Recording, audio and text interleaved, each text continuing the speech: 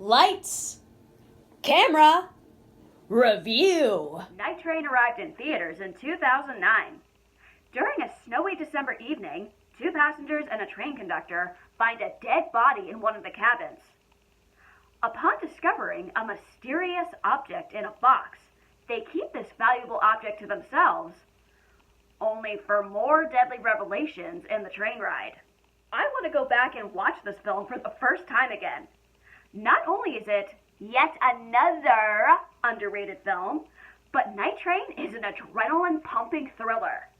A lot is going on in the story, from racing around the train, facing hidden desires, and deceit among the characters. Night Train accommodates a cast you never expect would work together. Danny Glover, Lily Sobieski, and Steve Zahn were cast well in their parts, especially Glover as the conductor. These characters are total strangers.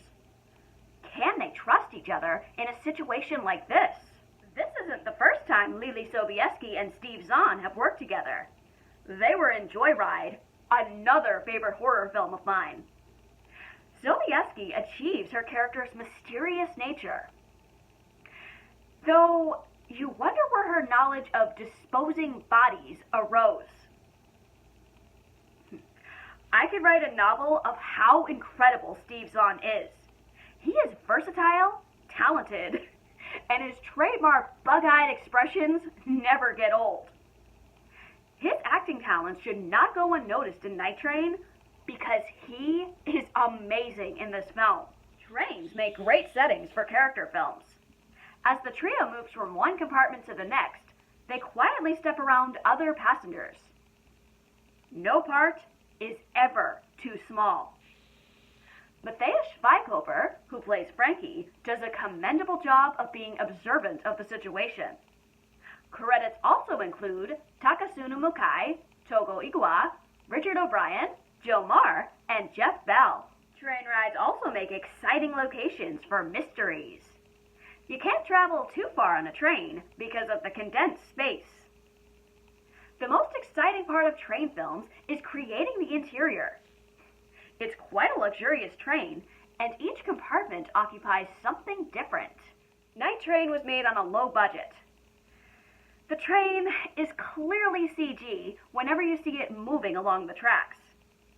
Then again, this style gives it an otherworldly feeling. In case viewers forget that this story takes place on a train, editors remind us in several shots of the train racing along the tracks. Brian King dictated strong direction to his actors, the mood, and the mysterious quality. At only 90 minutes, Night Train has a steady build-up, copying a film noir style. It reminded me of The Lady Vanishes, an Alfred Hitchcock film that also takes place on a train. The editing is sharp, interplaying quick cuts. Editors also created needed discretion shots when someone is executing a gruesome act. One shot has symbolic lighting effects, creating an intense mood. The writing is excellent, but the climax is overloaded with twists. With what the characters do, the film takes an absurd angle.